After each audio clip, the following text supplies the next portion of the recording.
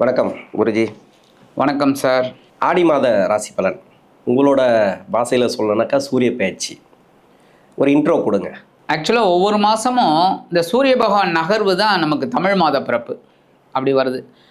அந்த வகையில் இந்த சூரிய பகவான் இப்போ ஆடி மாதம் கடகராசிக்கு வரார். கடகம்ங்கிறது அவரோட நட்பு வீடு தான், சந்திர பகவானோட வீடு. அந்த இடத்துல பார்த்திங்கன்னா குரு இருக்கார். 17ஆம் தேதி ஜூலை 17லேருந்து ஆகஸ்ட் 17 வரைக்கும் கிட்டத்தட்ட 32 நாட்கள். எனக்கு எப்போவுமே ஆடி மாதம் தட்சிணாயன புண்ணிய காலம் ஆரம்பம், அதில் கொஞ்சம் 32 நாள் வரும். அந்த வகையில் இந்த சூரிய பகவான் தட்சிணாயன புண்ணிய காலத்துக்குள்ளே வரார்.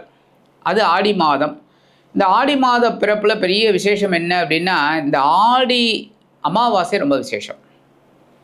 ஆடி மாதம் வர அமாவாசை ரொம்ப விசேஷம். தர்ப்பணம் பண்ணாதவெல்லாம் அன்றைக்கி பண்ணினா ரொம்ப விசேஷம். ஏன்னா ஆடி, தை, மகாலய அமாவாசை மூணையும் கொடுத்தாலே ரொம்ப விசேஷம். அடுத்தபடியாக இந்த தட்சிணாயன புண்ணிய காலம் அப்படிங்கிறது தேவர்களுக்கு மாலை பொழுது ஒரு 3 மாதம். அதுக்கப்புறம் 3 மாதம் ஒரு 2 மாதம் இரவு பொழுதாகும். அப்புறம் அதிகாலை, அது பார்த்திங்கன்னா மார்கழி மாதம் அதிகாலை. ஆக இந்த சூரிய பகவானோட நகர்வை வச்சு தான் நம்ம சொல்கிறோம். ஆமாம். இப்போ இந்த ஆடி மாதம் அப்படிங்கும்போதே கிரக அமைப்புகள் அப்படின்னு முக்கியமாக பெரிய பெரிய கிரகங்கள் தான் நம்ம பேசுகிறோம்.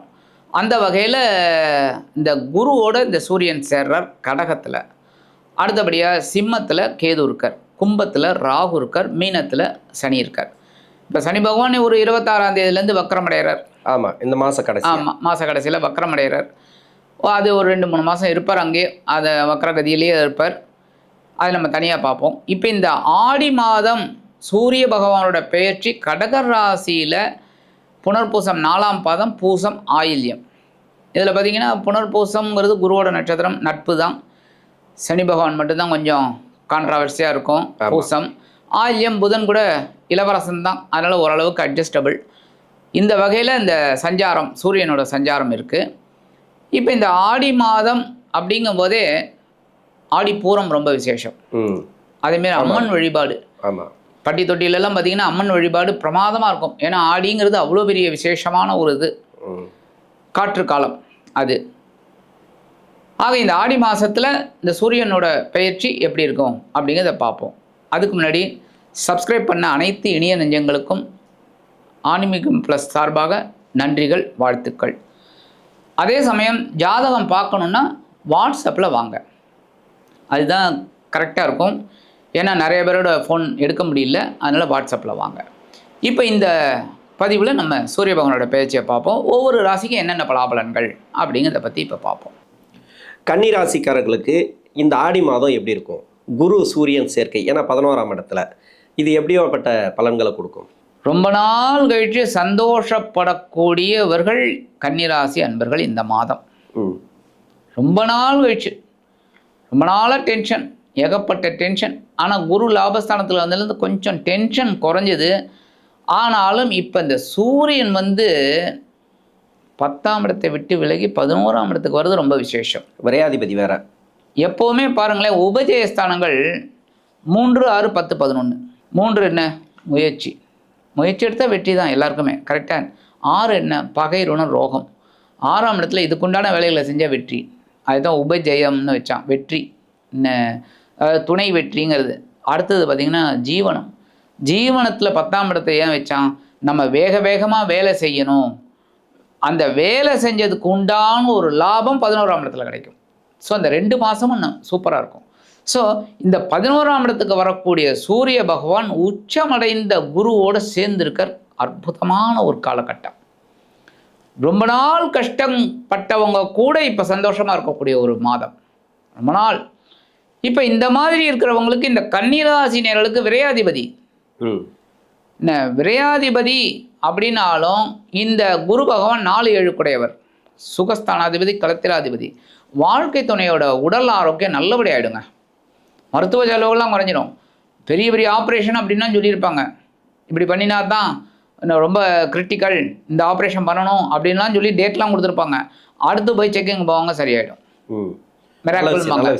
அந்த 7ஆம் இடத்துல சனி வந்த பிறகு அந்த வேலையை பார்த்துட்டு இருந்தார். இப்போ சனி வக்கரம் அடைய போறார், குருவோட பார்வையும் விழுது. ஸோ இவங்களுக்கு ரொம்ப அற்புதமான ஒரு வாழ்க்கை துணையோட உடல் ஆரோக்கியம் அது பெரிய ஒரு முன்னேற்றத்தை கொடுக்கும்.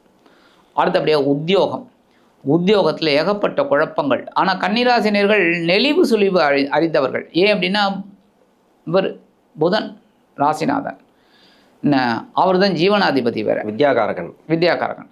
ஸோ இந்த உத்தியோகத்தில் என்ன டாக்டிக்ஸ் கொண்டு போகணும், தொழில் வியாபாரத்தில் என்ன டாக்டிக்ஸ் அப்படின்னு அவங்களுக்கு நல்லா தெரியும். அப்போ அதுக்கேற்ற மாதிரி சூழ்நிலைகளை அறிந்து அவர்கள் செயல்படுவதால் சமாளிச்சிருவாங்க. ஆனாலும் உத்தியோகத்தில் ஏகப்பட்ட டென்ஷன், குழப்பம், அதெல்லாம் இப்போ கண்டிப்பாக குறையும். ஏன்னா சூரியன் வந்து அற்புதமாக 11ஆம் இடத்துல லாபத்தில் வந்து குருவோடு சேரும்போது இவங்க எந்தெந்த விஷயத்துலலாம் அவங்க கொஞ்சம் ஸ்ட்ரகிள் பண்ணாங்களோ அவங்களுக்கெல்லாம் ஒரு நல்ல ஒரு முன்னேற்றம் கண்டிப்பாக கிடைக்கும். ஆக உத்தியோகத்தில் உயர்வு கண்டிப்பாக கிடைக்கும். இவங்க நினச்சே பார்க்க மாட்டாங்க, டப்புன்னு இவங்களுக்கு ப்ரொமோஷன் கிடைக்கும், இல்லைன்னா சம்பள உயர்வு, இன்க்ரிமெண்ட், அது இது எல்லாம் கிடைக்கும். அந்த மாதிரி தொழில் ரொம்ப நிறைய பேருக்கு என்ன இதாகிடுது, க்ளோஸ் பண்ணுற அளவில் வந்துட்டாங்க. குரு கொஞ்சம் மாறினோன்னு தான் இவங்களும் கொஞ்சம் மாறிட்டாங்க. ஏன்னா அவர் கொஞ்சம் நல்லபடியாக ஆனோன்னே இவங்களும் நல்லபடியாக பரவாயில்ல பண்ணணுங்கிற ஒரு வேகம் வந்தது. ஸோ தனித்துவமான தொழிலை இவங்க எடுத்துப்பாங்க ரொம்ப அற்புதமாக. இப்போ கூட்டுத்தொழில் பண்ணுறவங்களாம் தனித்து பண்ணலாங்கிற ஒரு தைரியம் வரும். கூட்டுத்தொழில் இருக்கிறவங்களுக்கு கூட்டுத்தொழில் அற்புதமாக இருக்கும். நல்ல ஒரு இன்வெஸ்ட்மெண்ட் பண்ணுவாங்க, தைரியமாக ஒரு ப்ராஜெக்ட் எடுப்பாங்க, பண்ணுவாங்க, நல்ல ஒரு லாபம் கண்டிப்பாக கிடைக்கும். ஸோ தொழில் வியாபாரத்தில் இருக்கிறவா ரொம்ப அற்புதமான ஒரு முன்னேற்றத்தை பார்ப்பாங்க. ஸோ தாராளமாக இவங்க இன்வெஸ்ட்மெண்ட் பண்ணலாம். அதே மாதிரி கொடுக்கல் வாங்கலில் இருக்கிறவா நிறைய பேர் இந்த கன்னி ராசியில் இருப்பாங்க.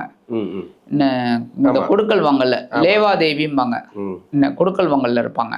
அவங்களுக்கெல்லாம் இப்போ ஒரு நல்ல காலகட்டம், நல்ல ஒரு அந்த பிஸ்னஸ் ரொம்ப நல்லா போகும். ஏன்னா வருமானம்லாம் வந்துட்டு இருக்கும், இவங்க கொடுத்த கடனெல்லாம் வசூலாகிட்டு இருக்கும். ஸோ இவங்க நிறைய பேர் கொடுப்பாங்க. இப்படி ரொம்ப அற்புதமாக இருக்கும் கொடுக்கல் வாங்கலில் இருக்கிறவளுக்கு. அடுத்தபடியாக நீங்கள் கேட்குறதுக்கு முன்னாடி நானும் சொல்லிடுறேன், கடன் கண்டிப்பாக குறையும். அடுத்த கேள்வி அதுதான். சரி, கண்டிப்பாக குறையும். வேலையே வைக்கல எல்லாம் சொல்லு. ஏன்னா இந்த இவங்களுக்கு பார்த்தீங்கன்னா 6ஆம் இடத்து அதிபதி சனி தான், அவர் 7ஆம் இடத்துல இருக்கார், வக்ரம் அடைகிறார். ஆமாம். அப்போ இவங்களுக்கு ஒரு பெரிய உண்மையை சொல்லணும் அப்படின்னா வாழ்க்கை துணை மூலமாக ஒரு வருமானம் வரும், ஒரு சொத்து ஏதாவது ஒன்று வரும், அதை வச்சு கடன் அடைச்சிருவாங்க. எதுவுமே இல்லைன்னா ஒத்துழைப்பு கிடைக்கும் கண்டிப்பாக. அப்போ கடன் அடைச்சிருவாங்க. நீங்கள் சொல்றது ரொம்ப அற்புதம். ஏன் அப்படின்னா இப்போ அவங்களோட வீட்டில் ஒரு வசதியே இல்லை அப்படின்னு எடுத்துக்கலாம். அப்போ இவங்க ஒரு வேலைக்கு போவாங்க, நல்ல வேலை கிடைச்சிடும் பிரமாதமாக. ஸோ அந்த அமௌண்ட்டை அப்படியே இவங்க கொடுப்பாங்க. ஸோ வாழ்க்கை துணை அவங்களோட மூலமாக ஒரு கடன் கண்டிப்பாக இவங்களுக்கு குறையும், மனசில் சந்தோஷம் வரும். கன்னிராசிக்கு வந்து கணவன் மனைவிக்குள்ளே ஒற்றுமை வந்தாலே போதும் சார். ஆமாம். அவங்களோட ஒத்துழைப்போ இல்லை அவங்க ரீதியாக பணம் வர்றதோ இல்லை அது வந்து ஒருத்தருக்கு வசதி வாய்ப்புகளுக்கு ஏற்ற மாதிரி அந்த அன்னோனி இருந்தாலே போதும். கரெக்ட். இவங்க ப்ளஸ் பண்ணாலே போதும். இப்போ வந்து ஒரு மனைவி இருக்காங்கன்னு வச்சிங்களேன், அவங்களோட ஒத்துழைப்பு, அவங்களோட அரவணைப்பு, அன்பு இருந்தாலே போதும் கணவருக்கு. அதே மாதிரி மனைவிக்கு அதே மாதிரி தான். இது வந்து ரொம்ப டிஸ்டன்ஸ்லேயே இருக்கும். இது எப்பவுமே அது ஏன்னா குரு இல்லையா 7ஆம் இடத்துல சொல்லக்கூடியவர். லக்னம் நல்லா இருந்துச்சுன்னா சிறப்பு தான். லக்னம் ஒரு சில பேருக்கு அடி வாங்குச்சுனாக்கா ரொம்ப கஷ்டப்படுவாங்க. அதனால கிட்டத்தட்ட பாதி பேருக்கு அப்படிதான் இருக்கு. ஏன்னா இப்ப சனி வக்கரமாவதுனால அப்படி சொல்றீங்க இல்லையா? ஆமா, சனி வக்கரமாகறதுனால நல்ல ஒரு இது. ஏன்னா சனி வக்கரமா இல்லாத போது அவரோட 7ஆம் பார்வை விழுந்திருந்தது. ஆனா இப்பவும் பார்வை விழுந்தா கூட 7ஆம் இடம் கொஞ்சம் ஓரளவுக்கு கொஞ்சம் இந்த பலம் குறையும், சனியோட பலம். அப்போ ஓரளவுக்கு நன்மைகள் ஆட்டோமேட்டிக்காக இருக்கும். அதான் சொல்லேன், மருத்துவ செலவுகள் இருக்காது வாழ்க்கை துணை. அதுதான் நான் கேட்கலான்னு பார்த்தேன். என்னன்னா உடல்நல ரீதியாக நிறைய பேருக்கு பிரச்சனை இருக்கு. இப்போ எனக்கு எங்கே பிரச்சனை இருக்குது அப்படின்னு கூட ஒரு சில பேர் சொல்லலாம். ஆனால் வீட்டில் இருக்கிறவங்களும் வச்சுருக்கோம். ஏன்னா 6ஆம் அதிபதி 7ஆம் இடத்துல போனதுலேருந்தே நிறைய பேருக்கு வந்து ஒன்று கடன் பிரச்சனை இருக்குது, இல்லை நோய் நொடி பிரச்சனை இருக்குது. அப்படி இல்லைன்னா இது வந்து கேஸு, கோர்ட்டு கேஸு, வழக்கு, இடம் சம்மந்தமான பிரச்சனை, இது மாதிரி ஏதோ ஒன்று போயிட்டே இருக்கும். இது சம்மந்தமான தீர்வு இந்த மாதத்தில் ஏதாவது கிடைக்குமா? கண்டிப்பாக அதான் சொன்னேன், உடல் ஆரோக்கியம் நல்லபடியாக இருக்குங்க. அதை இவங்களுக்கு இப்போ ஏதாவது ஒன்று சொல்லணும் அப்படின்னா நீங்கள் தப்பாக நினைக்காதீங்க. இப்போ வாழ்க்கை துணைக்கு கேன்சர்னு வச்சுக்கோங்க, டாக்டர்லாம் கண்டுபிடிச்சிட்டாங்க. அவங்களுக்கு வந்து இந்த மாதிரி பண்ணணும், அந்த மாதிரி பண்ணணும் அப்படின்னு. இவங்களுக்கு ஒரே குழப்பம். ஏன்னா 7ஆம் இடத்துல சனி, குழப்பம், என்னடா அது இப்படி வந்துடுச்சே அப்படின்னு. இந்த காலகட்டம் எப்படின்னா டாக்டர்கிட்ட போவாங்க, மிராக்கில் ஒன்றுமே இல்லை, அப்போ பார்த்தபோது இருந்த மாதிரி இருந்தது, இப்போ இல்லை. ஸோ மருத்துவ செலவு இருக்காது. ஸோ இவங்களுக்கு அது ஒரு பெரிய நன்மை. அதான் எவ்வளோ பெரிய நோயாக இருந்தாலும் கிளியர் ஆகும். ஸோ கிளியர் ஆகக்கூடிய ஒரு வாய்ப்பு கண்டிப்பாக கிடைக்கும். ஸோ மனசு சந்தோஷமாக இருக்கும். ஏன்னா குரு ரொம்ப ஃபேவரபுளாக இருக்கார். சனியும் இப்போ ஃபேவரபுளாக தான், வர்க்கம்னாலே ஃபேவரபிள் தான். ஸோ ஓரளவுக்கு நன்மை. ஸோ இந்த வாழ்க்கை துணை மூலமாக இவங்களுக்கு ஒரு ப்ளஸ் பாயிண்ட் தான் கிடைக்கும். இப்போ அதனால தான் சொன்னேன், 6ஆம் இடம் வேலை செய்ய ஆரம்பிச்சிடும். கடன் அடைச்சிருவாங்க, தைரியமாக கடன் அடைச்சிட்டு நிம்மதியாக இருப்பாங்க.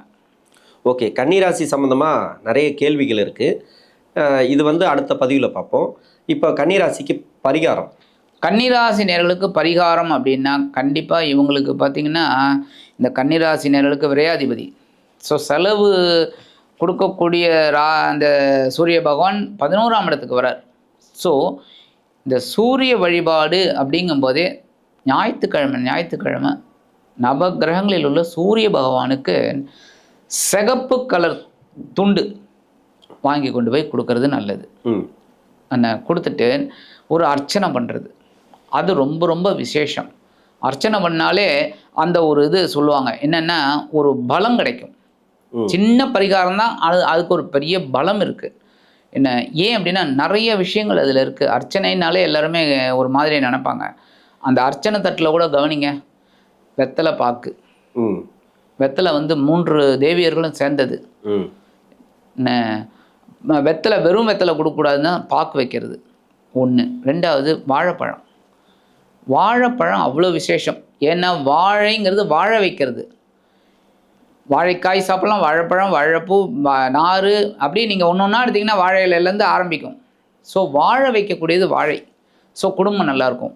அடுத்து தேங்காயை பற்றி நீங்கள் சொல்லவே வேண்டாம். முக்கன்னாலே சிவபெருமான், உடைச்சாலே வெள்ளையாக இருக்குது. இளநீர். ஸோ எல்லாமே பாசிட்டிவ் எனர்ஜிக்காக தான் அந்த அர்ச்சனையை வச்சது. அப்போ இந்த 27 இல்லை 108 நாமாவளி சொல்லி அந்த அர்ச்சனை பண்ணுறது ரொம்ப விசேஷம். அதுவும் சங்கல்பம் நம்ம பேரை சொல்லி பண்ணுறது, நம்ம பேரை சொல்லி தான் பண்ணணும் அர்ச்சனை. சுவாமிக்கு எல்லாரும் சுவாமிக்கு பண்ணுறாங்க, சுவாமிக்கு எந்த கஷ்டமும் கிடையாது. இன்னும் சுவாமிக்கு என்ன கஷ்டம்னா நம்மளை படைச்சது தான், அவருக்கு அந்த கஷ்டம்தான். என்ன மற்றபடி அவருக்கு ஒரு கஷ்டமும் கிடையாது. பட் நமக்கு தான் கஷ்டம் தீரணும். அப்போ நம்ம பேருக்கு சொல்லி அர்ச்சனை பண்ணுறது ரொம்ப விசேஷம். இந்த ஞாயிற்றுக்கிழமை முடிஞ்சால் 6லேருந்து 7 கரெக்டு, இல்லைன்னா அவங்கவுங்க எதா சௌகரியம். ஏன்னா ஞாயிற்றுக்கிழமை ஃபுல்லாகவே சூரியனோட ஆதிக்கம் தான் அங்கே அதிகமாக இருக்கும். பட் 6லேருந்து 7 விசேஷம். இந்த அர்ச்சனை பண்ணி வழிபாடு பண்ணினாலே இந்த கன்னிராசி நேர்களுக்கு இந்த ஆடி மாதம் அற்புதமான மாற்றங்கள், ஏற்றங்கள் நிறைந்த மாதமாக அமையும் என்று கூறி விடைபெறுகிறேன். நன்றி.